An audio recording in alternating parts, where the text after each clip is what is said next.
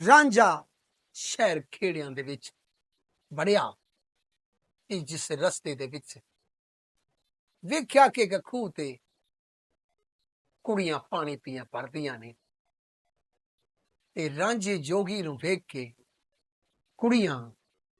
ਇੱਕ ਦੂਸਰੇ ਨਾਲ ਕੀ ਗੱਲਾਂ ਕਰਦੀਆਂ ਨੇ ਤੇ ਸ਼ਹਿਨशाह ਵਾਰਿਸ ਉਹ ਮੰਜ਼ਰ ਬਿਆਨ ਕਰਦੇ ਨੇ ਜਨਾਬ।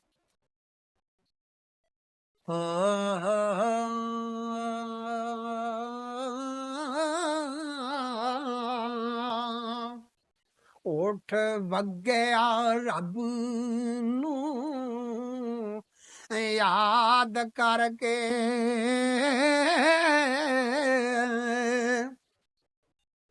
ਹੋਵੇ ਆਣ ਕੇ ਸੱਥ ਵਿੱਚ ਤਸਿਆ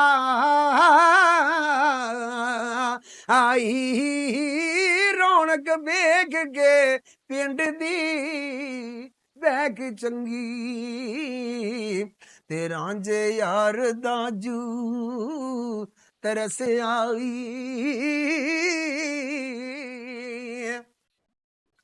ਰਾਂਝੇ ਅੱਗੇ ਆਲਮੀ ਕਸਮ ਖਾਦੀ ਤੇ ਨਗਰ ਖੇੜਿਆਂ ਦੇ ਜਾ ਕੇ ਤਸਿਆ ਆਈ ਯਾਰੋ ਕੌਣ ਸਰਦਾਰ ਗਰਾਂ ਕਿਹੜਾ ਅਤੇ ਲੋਕ ਕਦੋਕਣਾ ਵਸਿਆ ਓਏ ਅੱਗੇ ਪਿੰਡ ਦੇ ਖੂਹ ਤੇ ਭਰਨ ਪਾਣੀ ਕੁੜੀਆਂ ਨਾਲ ਰਾਂਝਾ ਘਰ ਖਸਿਆਈ ਯਾਰ ਹੀਰ ਦਾ ਭਾਵੇਂ ਤਾਂ ਇਹ ਜੋਗੀ ਹੋ ਕਿਸੇ ਲੱਭਿਆ ਤੇ ਨਹੀਂ ਦੱਸਿਆ ਇਹਦਾ ਨਾਮ ਹੈ ਰੰਗਪੁਰ ਖੇੜਿਆਂ ਦਾ ਕਿਸੇ ਭਾਗ ਭਰੀ ਚਾਹ ਦੱਸਿਆ ਆਈ ਪਾਣੀ ਪੀਓ ਠੰਡਾ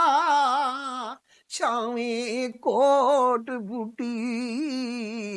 ਤੇ ਸੋਣ ਪਿੰਡ ਦਾ ਨਾਮ ਖੇੜਿਆ ਸਿਆਈ ਔਰ ਕੌਣ ਸਰਦਾਰ ਗਰਾਂ ਕਿਹੜਾ अरे कौन सरदार है बात खानी सखी शूम क्या नाम जैसे आई अज्जू नाम सरदार है पुत सईदा और जिसने हक रंजेटे दा खसिया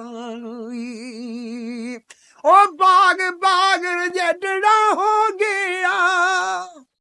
ओ जदों नाम जडेटियां दसियाई खुशी ऐश ने आन मुकाम कीता हो ते गम फिकर आंदे छिड़ा नसियाई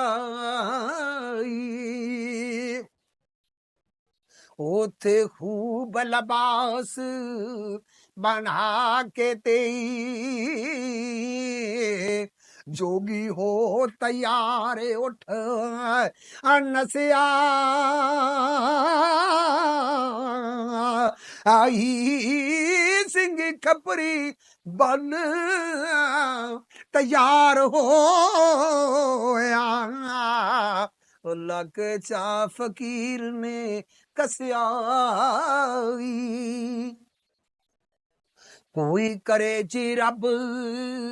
सबब मेरा